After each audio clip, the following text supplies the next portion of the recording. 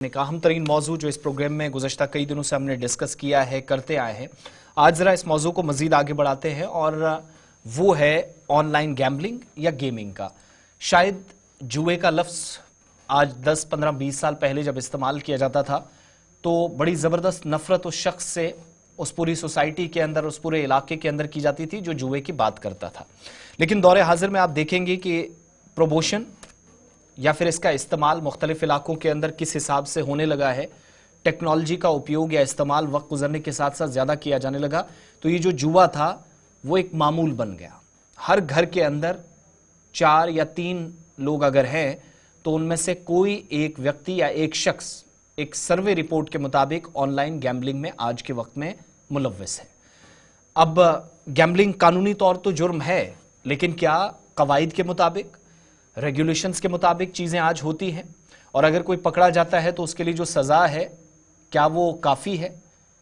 इसके अलावा जो लोग मकरूज़ हो रहे हैं, कर्जदार हो रहे हैं, जो ख़ानदान के ख़ानदान तबाह हो गए, नौजवानों के अकाउंट्स में गैर कानूनी तरीके से पैसा आने लगा, बाद में टैक्स चोरी की बात होती है, मनी लॉन्ड्रिंग की बात होती है, बात जेलों तक पहुंच जाती है, शायद कानों कान खबर नहीं लगती और ये मामला इतना हसास हो गया है कि इस पर आज के वक्त में आप देखेंगे बड़ी बड़ी हस्तियां, सेलिब्रिटीज़ जो हैं, चाहे वो क्रिकेट से हों, चाहे वो बॉलीवुड से हों, दीगर स्पोर्टिंग इवेंट्स से हों, तमाम लोग किस तरीके से पैसे की गर्ज इस ऑनलाइन गैम्बलिंग को या ऑनलाइन गेम्स को प्रमोट कर रहे हैं कि मुआशरे के अंदर आज के वक्त में ये नासूर बनता सबसे बड़ा गुनाह, मौजूदा वक्त में सबसे बड़ा चैलेंज के तौर पर उभर कर पूरे समाज या मुआशरे के अंदर सामने आ रहा है। इस ताल्लुक से कई अहम तरीन शख्सियात को इस प्रोग्राम में हमने मदऊ किया है, दावत दी और सवालात भी हमने पूछे उन लोगों से भी जो टेक इंडस्ट्री से हैं कि कैसे एक नौजवान को फंसाया जाता है, फिर आहिस्ता आहिस्ता करके वो पूरे घर को बेच डालता है और चीज़ें रातों रात पता नहीं चलती हैं। इसी तरीके से उन लोगों की भी एक बड़ी जिम्मेदारी है जो कानून नाफिज करने वाले इदारे हैं और कानून बनाने वाले हैं, पॉलिसी मेकर्स हैं, उन पर भी आज के वक्त में, जहां मंशियात की बात करते हैं, जहां पर लेट मैरिजेस को लेकर हमने बात की, एक लंबी सीरीज चली, आज हम चौथे एपिसोड में दाखिल हुए हैं, स्पेशल सेगमेंट में, स्पेशल सीरीज में, जिसमें ऑनलाइन गैम्बलिंग या गेमिंग के हवाले से बात करेंगे।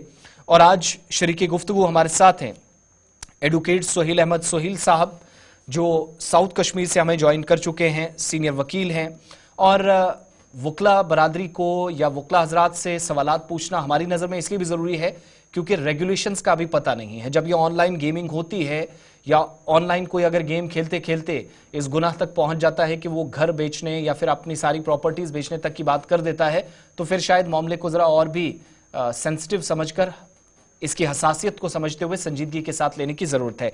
सोहेल साहब, पहले तो बहुत बहुत शुक्रिया, खुश आमदीद प्रोग्राम सलाम जेके में आपको कहेंगे।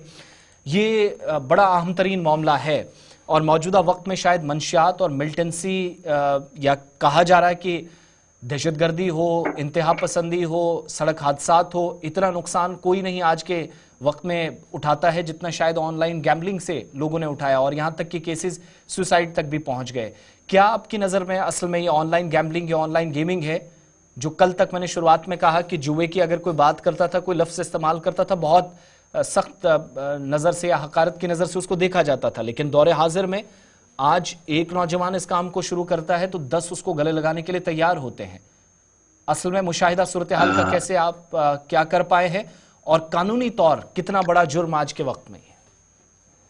शुक्रिया, पहले आपने मुझे इस प्रोग्राम के लायक समझा और मुझे बुलाया इसके लिए। देखिए, आज ये this is one of the burning topics through out the world. खाली इंडिया की बात नहीं है, कश्मीर की बात नहीं है, ये पूरे वर्ल्ड में एक बर्निंग टॉपिक है। क्योंकि सबसे बड़ी बात यह है कि इसमें एक रेगुलेशंस नहीं है, थ्रू आउट वर्ल्ड के लिए एक रेगुलेशंस नहीं है कि how we will do it, कहाँ तक हो सकता है, कोई लिमिट है गैम्बलिंग के लिए।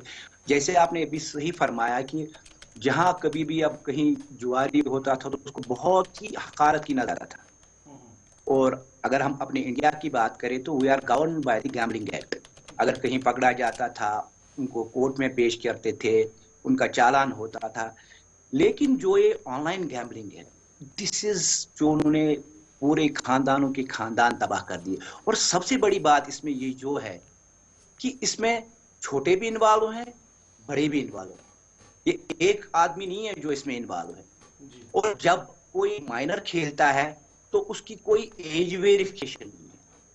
क्योंकि ऐसा एक प्लेटफॉर्म है जहां इंसान को इतना इतना, जैसे आपने बोला कि हमने आईटी फील्ड से कुछ मेहमान लाए थे, वो कैसे मजबूर करते हैं, कैसे अपनी तरफ खींचते हैं इंसान को इन चीजों के लिए। ये बहुत बड़ा एक बर्निंग टॉपिक है।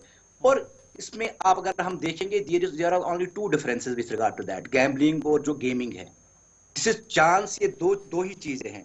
That is game of skill end game of chance. Game of skill में क्या है, गेम ऑफ स्किल में आप क्या करते हैं, आप गेमिंग में पैसे, उसके पास एक स्किल होता है और उसके हिसाब से जानते हैं। जुए में that is simply game of chance. लेकिन अगर हम इंडिया की बात करें तो आई थिंक 2022 में एक प्राइवेट बिल पार्लियामेंट में पेश हुई थी, लेकिन वो आगे नहीं चली। उसमें उसने कोशिश थी 2023 में, ताकि हम इसको रेगुलेट करने की कोशिश करें इंडिया में। अगर हम यहाँ करेंगे, हालांकि गवर्नमेंट ऑफ इंडिया की तरफ से GST I think it is 28% on these gamblings, 28% GST लगा हुआ है इसमें। वो इसलिए लगा कि जैसे आपने पहले भी अर्ज किया कि मनी लॉन्ड्रिंग का इशू होता है, गलत चीजों का इशू होता है, कहाँ कहाँ से पैसे, वहां से उन लोगों ने थोड़ा रेगुलेट करने की कोशिश की कि जीएसटी लगा के हम देखें कि ये पैसा कहाँ से आ रहा है, कहाँ से जा रहा है, कहाँ। लेकिन इसमें इंटरनेशनल फॉर्म पे कोलैबोरेशन की जरूरत है, बहुत सारी मुल्कों को कोलैबोरेट करने की जरूरत है, ताकि चेक हो, कहीं कोई लिमिट हो इसकी, कहीं तो कहीं लिमिट हो। कोई अगर खेल भी रहा है, चेक एंड बैलेंस के लिए हमारे पास जम्मू कश्मीर गैम्बलिंग एक्ट भी है, क्या उसमें कोई इस तरह का प्रावधान है, कोई ऐसी स्पेस है कि काबू पाया जाए? No no no no, that's very old act, very redundant act. IT process में या तो उसको हमें पूरा अमेंड करना चाहिए, दैट्स माय सजेशन कि हमें अमेंड करना चाहिए। ये खाली यहाँ की प्रॉब्लम नहीं है, जेएंडके के लिए नहीं है, बिल्कुल इट्स थ्रू आउट वर्ल्ड। ये एक इतना एक बड़ा प्लेटफॉर्म अब बढ़ चुका है कि इसके लिए रियासती लेवल पे कोई उतना नहीं हो सकता है, अनटिल दी जो हमारी स्टेट, जो कंट्री लेवल पे जो भी हमारे सफीर हैं, डिप्लोमेटिक्स हैं, वो हर एक मुल्क से इनको कोलैबोरेट करे, ताकि कहीं ना कहीं चेक्स एंड बैलेंस। जी, क्योंकि रेगुलेशंस के लिए हमारे पास उतना ज्यादा है नहीं आजकल। जैसे मैंने आपको भी पहले बताया कि 2022 में एक बिल, प्राइवेट बिल पेश हुई थी पार्लियामेंट में, लेकिन आज हुआ नहीं। गवर्नमेंट को चाहिए कि पार्लियामेंट में इसके लिए एक बिल आए, या स्टेट्स में, I think Rajasthan has done it, I don't remember what are the facts of that bill. Rajasthan ने कुछ किया है, कुछ और स्टेट्स ने किया था, लेकिन एक जैसे हमारे कर्नाटका में हुआ था, तमिलनाडु में हुआ था, लेकिन that has been struck down by the high court at that particular time कि वो कंप्लीट बैन नहीं कर सकते हैं, रेगुलेशंस के हिसाब से हमें चलना पड़े। तो सारे स्टेट्स को, मेरे ख्याल से इंडिया में, आप इंडिया की बात करेंगे, हमें सारे स्टेट्स को एक प्लेटफॉर्म पे आना चाहिए। जो भी हमारे इंटेलेक्चुअल्स यहाँ हैं या इस फील्ड में, टेक फील्ड में हैं, या हमारे लॉ के, उनको लेके साथ चल के सारे स्टेट्स को, अगर एक ऊपर की लेवल से यूनियन लेवल पे कोई लॉ आता है, बेटर है। हाँ, अगर वहां नहीं आता है तो एटलीस्ट हर स्टेट को ट्राई करना चाहिए कि इसको रेगुलेट करने के लिए हमें क्या चाहिए, क्योंकि ये पूरे खानदानों को बिगाड़ रहा है आज। This is a very very burning issue. तो आपने बात की है कि कानूनी एतबार से किस तरह से इस पर काबू पाया जा सकता है। अगर हम सोसाइटी के अंदर देखें तो सोसाइटी के अंदर कैसे इस पर कंट्रोल किया जाए, काबू किया जाए? देखिए, जैसे सब कहते हैं कि जो हमारे बड़े हैं, हमें पहली बात है कि हमें अपने घर से स्टार्ट करना चाहिए। बिल्कुल, सोशल अवेयरनेस तो बहुत बड़ी चीज है, लेकिन पहला सोशल अवेयरनेस कैंपिंग, या इसके लिए हम सेमिनार्स करें और चीज कुछ करें, तो पहला फर्ज हमारा यही बनता है कि हम अपने घर से स्टार्ट करें। अपने घर में एक अवेयरनेस दे, जो छोटे बच्चे हैं या बड़े हैं, बच्चियां हमारी हैं, सब जो भी है, हम एक अवेयरनेस पहले अपने घर से स्टार्ट करें। और अवेयरनेस कैंपिंग इसके लिए बहुत बहुत बहुत ही इंपॉर्टेंट है आज के लिए। हमें इसके लिए अवेयरनेस सेमिनार्स करने चाहिए, बहुत सतहों पर इसके लिए सेमिनार मुनक्किद होने चाहिए। इसके इल इफेक्ट्स, जैसे आपने बोला कि ड्रग्स के लिए हम कितना कर रहे हैं, बिल्कुल, कितने कैंप्स हो रहे हैं, सेमिनार्स हो रहे हैं, हर जगह पे हो रहे हैं, लेकिन ये एक ऐसा मेंस है, ये पूरे घर को ही उड़ा देता है। बिल्कुल, उसकी फाइनेंशियल कंडीशन इतनी खतरनाक हो जाती है कि फिर वो खुदकुशी करने के लिए पहुंच जाते हैं, क्योंकि ये सारे पूरी की पूरी फैमिली को ही खत्म कर देता है। तो इसकी अवेयरनेस के लिए बहुत ही इंपॉर्टेंट है आजकल। It's a burning topic. We must aware the people about the ill effects of this. जो इसके इल इफेक्ट्स है, जो हम मदरू हो जाते हैं कि हम एक ही दिन में करोड़पति बन जाएंगे, एक ही दिन में अरबपति बन जाएंगे, इसके लिए हमें अवेयरनेस कैंप्स की बहुत जरूरत है। आपके माध्यम से भी मैं कहूंगा कि गवर्नमेंट को स्टेप को, हमारी J&K गवर्नमेंट है, they must take a very step, उसमें स्टेप्स ले, अवेयरनेस कैंप्स रखे, स्कूल्स में जाए, कॉलेजेस में जाए, यूनिवर्सिटीज में जाए, और जहां जहां भी हमें पॉसिबल लगे वहां इसके लिए कैंप्स करने चाहिए और इसकी इफेक्ट्स के बारे में हमें जरूरी और अच्छा, कलेक्टिव रिस्पॉन्सिबिलिटी की सोहेल साहब आपने बात की। आज के वक्त में जब हम इस गुनाह को बढ़ते हुए देख रहे हैं और ये जो रुझान हर घर के अंदर, हर मोहल्ले के अंदर, हर इलाके के अंदर हम देख रहे हैं, मजहबी तौर पर भी कुछ चीज़ें हैं शायद जिनसे दूर जाना एक परेशानी का सबब बन रहा है, जो बनता भी है, लेकिन आज इस चीज़ को कंट्रोल करने की मुकम्मल तौर पर हम बात कर रहे हैं। हुकूमत क्या करेगी वो अपनी जगह, उसका शायद हमें इंतज़ार ही रहेगा। बात पार्लियामेंट तक जाती है, बात इदारों तक जाती है, वहाँ से कोई फैसला होगा, कानून बनेगा, ये बात बहुत लंबी हो जाती है। लेकिन मौजूदा वक्त में जिस हिसाब से हम देख रहे हैं कि सिर्फ आम नौजवान नहीं, कई अहम तरीन शख्सियात सामने आती हैं, क्या कानून का सख्त ना होना ये परेशानी का सबब बनता है पुलिस के लिए कि कोई अगर बहुत बड़ा गुनाहगार आ भी जाता है, जेल तक पहुंचता भी है, तो उसको छोड़ने का भी रास्ता साथ साथ साफ हो जाता है? जी देखिए, लूप होल्स जो होते हैं, जैसे मैंने आपको पहले भी अर्ज किया कि जिस टाइम हम एक बहुत ही पुराने एक्ट से जो है हमारा गैम्बलिंग एक्ट गुजर रहे हैं, तो उसमें भी चेंजेस की बहुत जरूरत है, खास तौर से इस चीज के लिए कि ऑनलाइन गैम्बलिंग जो हो रही है, ऑनलाइन बैटिंग जो हो रही है, गेमिंग जो हो रही है, उसमें एक ये अमेंडमेंट लाए। अभी मुझे लगता है दैट्स वेरी, हमें उसकी बहुत ज़रूरत है ताकि थोड़ा सा हम कंट्रोल करने की कोशिश करें। और जैसे आपने कहा कि अब इमीडिएटली लॉ के लिए नहीं, लेकिन सोशल रिस्पॉन्सिबिलिटी, हमारी कलेक्टिव रिस्पॉन्सिबिलिटी बनती है।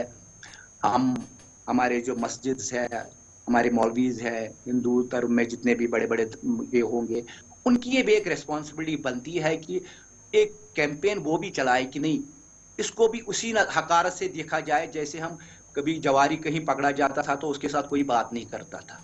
बिल्कुल, कोई जवारी पकड़ा जाता था उसको कोर्ट में पेश करते थे और सोसाइटी में एक डब्बा लग जाता था, ये भी भाई जवारी है, इसके साथ बात नहीं करनी चाहिए। लेकिन इसी को लेके जो हमारी जो ये भी गैम्बलिंग है, लेकिन हमें समझाने की जरूरत है और हमें रिस्पॉन्सिबिलिटी है हम सब पे कि हम कहें कि नहीं भाई ये गलत चीज है, इससे दूर रहिए। उनके जहनों में भी ये आए कि नहीं, जो हम कर रहे हैं ये हमारे मजहब के खिलाफ है, ये हमारी सोसाइटी के खिलाफ है, ये बहुत जरूरी है। और इमीडिएटली मुझे लगता है कि इस टाइम यही बहुत है कि जो हम एक कलेक्टिव रिस्पॉन्सिबिलिटी एज सोसाइटी है, वो इस टाइम इसको थोड़ा सा कंट्रोल करने की कोशिश करे और वही एक जरिया है इस टाइम कंट्रोल करने का। बहुत बहुत शुक्रिया सोहेल अहमद सोहेल साहब, इस प्रोग्राम का स्पेशल सेगमेंट का हिस्सा बनने के लिए और अपनी कानूनी और अहम तरीन राय रखने के लिए प्रोग्राम में। बहरहाल जुए की जहां तक बात है तो इसमें दोनों सूबों के अंदर 20 के 20 अजला बुरी तरह मुतासिर हैं, सूरत हाल बेहतर नहीं हो सकी है और इसका अंदाज़ा इस बात से भी लगाया जा सकता है कि 3.5 लाख से ज़्यादा युवा नौजवान जम्मू कश्मीर के हैं।